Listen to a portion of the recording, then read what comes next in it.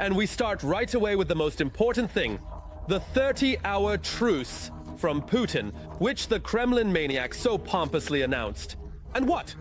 Russia, predictably, violated it repeatedly. As they say, nothing new.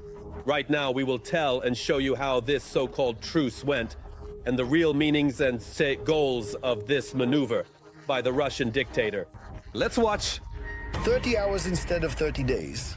Such a short-term truce, calling it an Easter truce, was announced by the Russian dictator Vladimir Putin.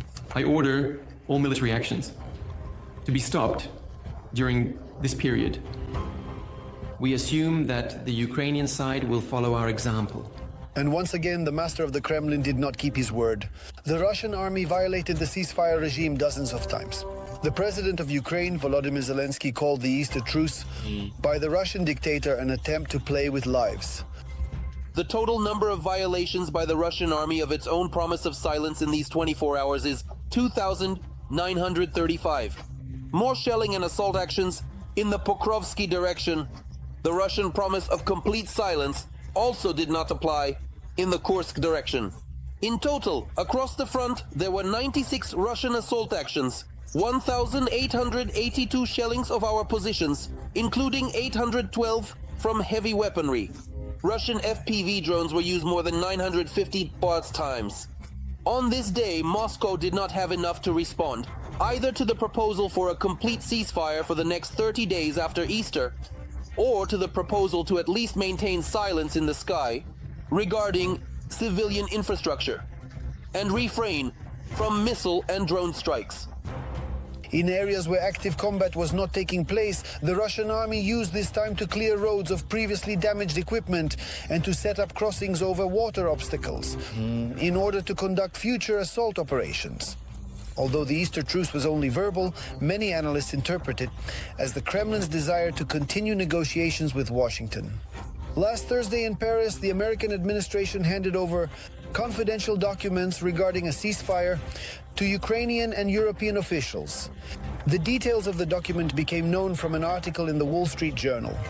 The plan allows for the recognition of Crimea as Russian, the transfer of control of the Zaporizhzhia nuclear power plant to the United States, and a ceasefire along the line of contact. This week, Ukraine is under pressure to respond to a series of far-reaching ideas from the Trump administration on how to end the war in Ukraine by making concessions to Russia, including the possible U.S. recognition of Russia's annexation of Crimea in 2014 and excluding Kyiv from NATO. The key idea of the agreement to recognize Crimea as Russian was leaked to the press as early as Saturday. This was reported by Bloomberg. The potential concession is the latest signal that President Donald Trump is eager to secure a ceasefire agreement, and it came after he and Secretary of State Marco Rubio stated on Friday that the administration is ready to abandon its efforts to mediate peace if progress is not achieved quickly. A final decision on this matter has not yet been made, and the U.S. proposal is just an idea that Kyiv needs to evaluate, not the only option. The proposal to transfer the Zaporizhzhia nuclear power plant to the U.S. and establish a ceasefire along the front line is unlikely to satisfy Moscow, as the Kremlin, without fully capturing them, has incorporated 4 regions of Ukraine into its constitution. But the 47th president is very optimistic about the future peace agreement. I hope Russia and Ukraine will strike a deal this week. Both countries will then start doing big business with a thriving U.S. and make a fortune. Initially, Kyiv must provide a response at the meeting of European, American and Ukrainian representatives in London at the end of this week.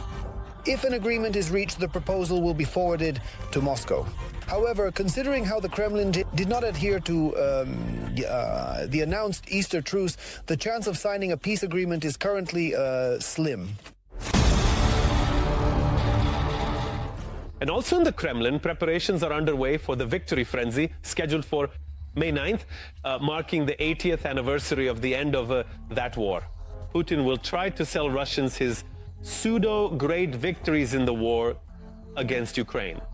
According to experts, the main bet the bunker dweller has made is on the capture of Pokrovsk. We have found out on which fronts there might be a surge of hyperactivity by the occupiers in the run-up to May 9th. We present to your attention our next report. Bloody gifts for Putin. By May 9th, Russia might attempt to capture a few more kilometers of Ukrainian land. And here it's not about tactics, but symbolism. The Kremlin needs visuals and catchy headlines. And who cares if hundreds or even thousands of Russian soldiers fall? After all, we are all mortal, right? A theatrical offensive might begin southwest of Pokrovsk towards the Dnipropetrovsk region. There, only about 4 kilometers remain from the Russian positions to the border. According to Austrian Colonel Markus Reisner, this direction could become a point of pressure in the coming days. For the average citizen, including Russians, the real picture of the front is unclear. But if they read in the newspaper that Russian troops are already in the Dnipropetrovsk region, it will have an informational impact. Amid this information war, Russia creates the illusion of pressure along the entire front line while maintaining strategic initiative. The Ukrainian armed forces are forced to respond to enemy attacks. This, says Reisner, is a strategic trap that works. The occupiers rely on numbers and are certainly not fighting alone. Shells from North Korea, drones and technology from Tehran, resources from China and India. North Korea, a country we consider to be ruled by a madman, has already supplied 3 million artillery shells twice in a row, last year and the year before. The Russians produced between 2.5 to 3 million artillery shells during the same period, totaling 12 million artillery shells. What have we done during this time? We supplied the Ukrainians with 1.6 million last year and 1.3 million the year before. I wouldn't tie it to dates that are sacred even for the Russians. This is a mistaken opinion. The fact is that the Russian offensive has not stopped. Therefore, when statements are made about a possible Russian offensive on certain sections of the front, this information does not correspond to reality. The statements of the Austrian colonel are controversial, and I will explain why. The strategic task of the Russian troops is to reach the administrative borders of the Donetsk region. That is, the Dnipropetrovsk direction is not a priority.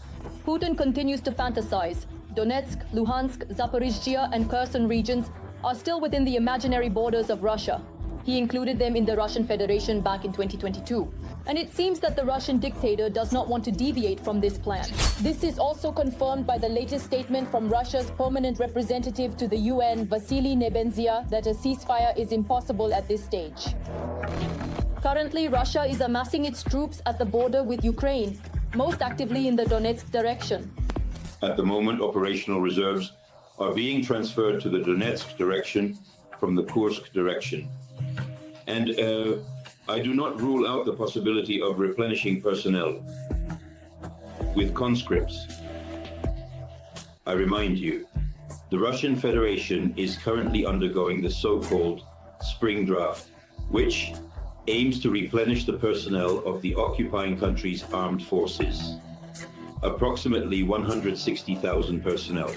Apparently, the intensification of hostilities is related to the fact that Russia is once again recruiting a fresh batch of cannon fodder, young guys who will be sent to die for the ambitions of the Tsar. But this scenario has long been calculated by the Ukrainian command. The armed forces of Ukraine are preparing for every move of the enemy. Neither false targets nor diversionary maneuvers will confuse them. The defenders of Ukraine stand firm so that not a single centimeter of our land becomes a gift to the Kremlin's victory frenzy, neither on May 9th nor on any other day. Well, now it's time to analyze the operational situation on the Lyman front. The enemy continues its military terror. On the Lyman front today, the invading army carried out both 7 attacks on Ukrainian positions in the areas of the settlements Novaya, Novomikhailovka, Grekovka, Mirnoye, Kolodiazy, Torske. Another clash is currently ongoing. Every voice matters. Join our community, support independent journalism and help us bring you the truth from Ukraine. Become a member of Ukraine Today. Join us now. And once again, it's a real hell on earth in the war-torn Kharkiv, Ukraine. The number of injured has risen to 120. Unfortunately, there is a casualty. Russia launched 4 missile strikes on Kharkiv on the morning of April 18th, hitting a high-rise building which led to numerous injuries. Apartment buildings and private homes have been destroyed. The strikes were carried out with ballistic missiles equipped with cluster munitions, resulting in very large areas of impact. All the details of this horror are in the report from the scene by TSN correspondent Yulia Boyko. The morning in Kharkiv started loudly. Around 5 in the morning, residents were awakened by a series of powerful explosions. The Russians struck the city with Iskander missile systems. One of the missiles exploded in the air right next to a 16-story building in the Osnoviansky district. The blast wave shattered windows, damaged facades, and tore off balconies. The missile exploded just a few meters from the building's wall. The Russians once again targeted civilians exclusively. I woke up, quickly grabbed the child. She didn't have time to understand anything, but she was very scared. There was a bang and such a wave, the windows shattered. I was sleeping, and then it all came crashing down. My daughter screamed, "Mom, are you alive?" But we are all alive, my daughter and granddaughter. My daughter went to the hospital. Her eye is slightly cut and the glass needs to be removed. At the moment of impact, the city was still asleep. Monitoring Telegram channels reported the missile launch a minute before the explosion. This time was not enough to reach the shelters. People were waking up from the explosions. I was sleeping. I saw a flash. I only had time to cover myself with a blanket, and then the explosion happened. The entire apartment was destroyed. The dogs ran outside. No windows, no doors, nothing is left. During the missile strike, a 79-year-old man was killed. The pensioner was not very mobile and didn't manage to get to the shelter. He died in his own apartment. The number of injured people kept increasing throughout the morning. Initially, reports mentioned 50, then a little later 70, and eventually it became known that there were nearly 100 injured. 19 people were hospitalized, among them at least 7 children. The most severe condition is among 3 adults. And the 40-year-old woman had a traumatic amputation. A man was also brought in a serious condition. He was immediately taken to the operating room with a penetrating abdominal wound. Currently, both the woman and the man are in intensive care. A third person was also taken to the operating room. There, the injuries are less severe. One of the missiles, the 9M727, had a fragmentation high-explosive warhead. Its fragments went through walls, exploded balconies, and damaged facades. And that's why so many people were injured. The regional police department says this missile is an analog of the American Tomahawk, capable of flying low over the ground, maneuvering and remaining almost undetectable by air defense. If it had hit a nearby building, it would have collapsed. This means that the target of the terror was specifically civilians. Today is Good Friday. Today is Good Friday. It's not just terrible, it's not just terrorism. It's really, I can't even appreciate it. How can you even put it into words? Who are these people who commit such crimes at such a time? 2 more Iskander missiles were planned by the Russians to hit a civilian enterprise. The strike destroyed 2 workshops. In one, they were sewing women's jackets, and in the other, they were making tubes for shampoos, cases for cosmetics, and packaging. There were no military targets there. These are civilian enterprises that supply household goods. There are 2 of them.